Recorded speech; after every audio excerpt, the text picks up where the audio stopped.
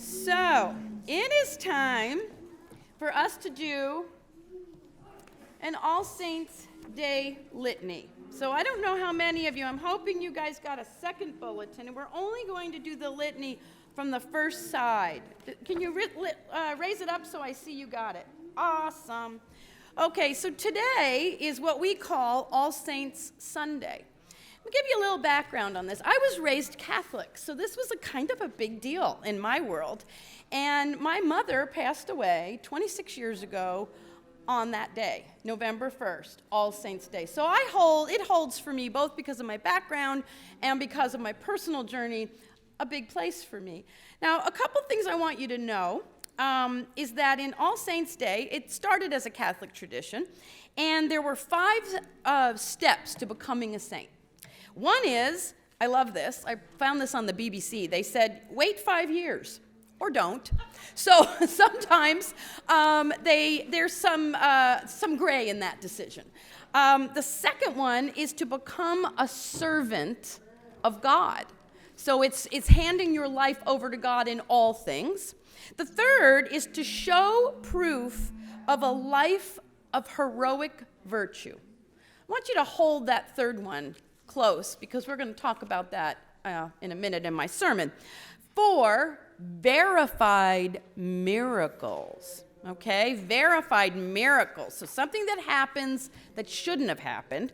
And 5, the last step, canonization, and that is when somebody is named a saint. Now, in the Protestant religion, we take it a little differently. I mean, yes, we do honor the saints that have come before us that are famous, but we also honor the saints in our own lives and people in our lives that show the theological gifts of fortitude, of patience, of unconditional love, agape love. We've talked about that. So I do want to lead you, if I can find it. What do I do with it? Hang on. Here it is. All right, I want to lead this, and then I want to take a moment, and we're going to be as quiet as parables can be, to say out loud or in your heart the names of those who have passed in your life and that you would like to hold up as a saint. And I will name at the end those that I know in this family of parables who have lost loved ones. So let's go. We remember the great ancestors of our faith, from Abraham and Sarai to Paul and Phoebe. We remember the prophets and the priests, the ministers and teachers who have taught us the way of God. Teachers of the faith, we remember you. We remember our grandparents, our parents, our aunts, our uncles, those who have gone before us in our lifetime.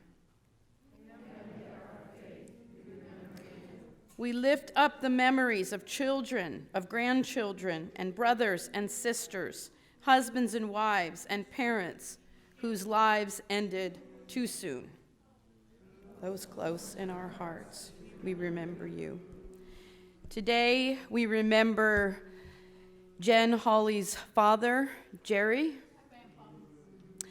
Yes, and Riley's grandfather. And your grandma. And your grandma. And we lift up the prayers for Heidi, Julie Johnson's sister, who we celebrated her life in this very room about, was it 2 months ago? Yeah, 2 months ago. So I'd like to take a moment of silence and hold those souls up to God, and also any that you in your own heart feel called to do.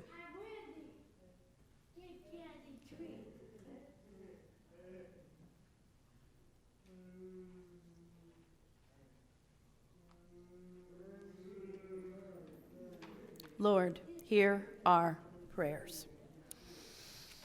Okay, so it is time now for scripture, and usually we have somebody from the group read it, but this is a tough one because it comes from what we call the Taoist religion. So I'm going to read it, and then we'll talk a little bit about it. This is from chapter 76 of what we call the Tao Te Ching. The Tao Te Ching. and that is the equivalent of what the Taoists would call their Bible. People are born soft and weak. They die hard and stiff. All things, such as grass and trees, are soft and supple in life, and at their death they are withered and dried. So the hard and stiff are death's companions, and the soft are life's companions. So this comes from Taoism, and we're going to start a short sermon series talking about Judaism and Buddhism, and today a little bit on Taoism, and what might these other world religions have to teach us about living a Christ-centered life. Taoism is actually pronounced with a D, but it is spelled with a T. So it's Taoism, but we say it as a D, Taoism. And it's a Chinese philosophy, and it's attributed to the writings of a man named Lao Tzu, written 500 years before Jesus was born. But it may have originated all the way back to the 1600 BC, and Lao Tzu may have had nothing to do with it. So that's kind of crazy, isn't it? Like many things in our Bible, scholars don't agree, and they don't know for sure. What's most interesting about Taoism is it came from the simple observations and beliefs of the Chinese people. It became important in the Chinese culture because it came directly from the community, from regular Joes, just like you and me. And it was the ideas that reflected how they viewed the universe and how the universe works in our lives. What we do know for sure is it became the official religion of China from 600 to 900 BC. So it was around for a long time. And while Confucianism and Buddhism have overtaken it as the major religions of China now, over 40 million people in China still observe it as their religion. Now, Chris Nugent is good at math, and he said that's really not a lot of people in China. And I was like, well, you kind of wrecking my story here. But the point is 40 million is 40 million, right? That's a lot of people. And there's a lot of people because it's really wise, and there's great wisdom in the Taoism religion. So to begin, I want to take a moment and think about what does the Tao, T-A-O, mean? Now, this is tricky stuff, guys. I took an entire class on this in seminary, and I'm still trying to unpack what it means. But loosely, it means the path, the road, or the way is the Tao, T-A-O. Merriam-Webster Dictionary says this about it. He says, it's the unconditional and unknowable source and guiding principle of the universe. Oh, my. That is pretty heady stuff. I think the better way for me to describe this is that Taoists don't believe in a creator God, an entity, like we as Christians do. But they do believe that the natural world has just elegant structure and just ridiculously beautiful reasoning, and that we need to harmonize our will with nature and the universe in order to live in peace. So how many of you have ever heard of the yin and the yang? Yin and yang. Yeah, a lot of people, right? That's that black and white circle with the two opposites. You know, that says that two opposites are always necessary to make a whole. It's a real mind-blowing idea if you really dig into it. That's Taoist. Ever hear of the term go with the flow? Go with the flow, right? That's Taoist. How about Wu Wei? I love that word. Wu Wei. Wu Wei is action through non-action. Right? And then how about Wabi Sabi? And not that great little store around the corner, but Wabi Sabi. Who knows what Wabi Sabi is? It's the beauty of imperfection, you guys. This is all Taoist. And so we live a lot of Taoist wisdom in our life, and we don't even really realize it. So I want to take a little moment and just read again the Taoist chapter that I read to you, 76. All things such as grass and young trees are soft and supple in life. At their death they wither and die. The rigid tree will be felled. That's important. The rigid tree will fall. So the hard and the stiff are death's companions. What this reading is telling us is that when we stand rigid in life like an old tree, stiff and unmovable against the gale winds of life, we will snap. It happens in nature. You see it. Here we are told that then we're not able to bend to life's circumstances. Here we're told that we must learn from the young trees and learn from the grasses that find their strength not in pushing back or resisting, but in bending into the winds of life instead, and then springing right back when the winds die down. Jesus called this trust. The Tao calls it bending. So what can we learn from this today? At the start of the service, I mentioned that Friday was All Saints' Day. It's a day to honor and remember the saints who have gone before us, and it is holy indeed. But there are some other saints among us that are very much alive, and I want to honor and to celebrate them today, because they are the siblings of people with special needs. They are saints because they grow up regularly sacrificing. They are saints because they are called very young to selflessness. They are saints because they have to love when it's really hard. And they are called early to a life of extreme compassion and empathy. And they are teachers, living examples of the Tao's lessons about bending and leaning into hardship and not snapping. Growing up with a sibling with a disability makes them grow up fast. They learn very young. They need to go with the flow. They learn how to be flexible and bend, not locking into my way or the highway. They learn young to adapt their plans, adjust their expectations, reframe their life when the hard stuff hits. And it does hit all of us, whether they like it or not. And when they do that, they stop being rigid trees like the rest of us, right? That easily break. And they learn the gift of bending into and not against the pressure and the stresses of life, springing back again and again and again.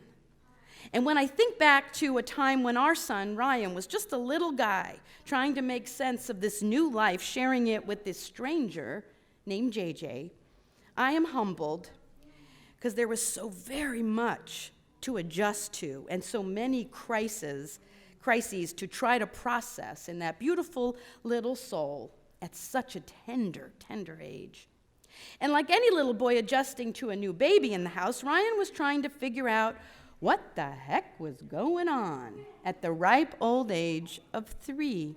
But unlike neurotypical families, we had parades of therapists and specialists and social workers. We had them slogging through our house each and every day, trying to help Chris and I make sense of this foreign world that we had landed in. And then JJ got really sick, really sick, and it landed him, as many of you know, in the pediatric ICU for 3 solid months. That's not a new story for many of you in this room. This is a familiar story, I know. Now, as we in this room know all too well, we talk about something called the DIF equation. It means duration plus intensity plus frequency times the number of issues happening at the same time, right? We live it, guys. We live the DIF equation. And this wonderful writer who talks about it, Barbara Gill, she says, it's like living in New York City and everyone else is in Des Moines. Everything's louder. Everything's more intense. Everything is brighter and more, it's obnoxious, right? And DIF is just that. Well, in the midst of everything that was going on with our son, JJ, our DIF was off the charts, right? We were drowning. And I realize now, Ryan Nugent was experiencing off-the-charts DIF too, but didn't have the adult resources to know how to process that. So every night, I would stay by JJ's bedside till about 1 a.m. until the nurses kicked me out. They said, it's time to go home. And I would, only to find Ryan sitting in the bed, passy in his mouth, sucking furiously, staring at the door like I was a teenager very late on curfew and ticked off. Like, where have you been, right? White hot jealousy. White hot jealousy.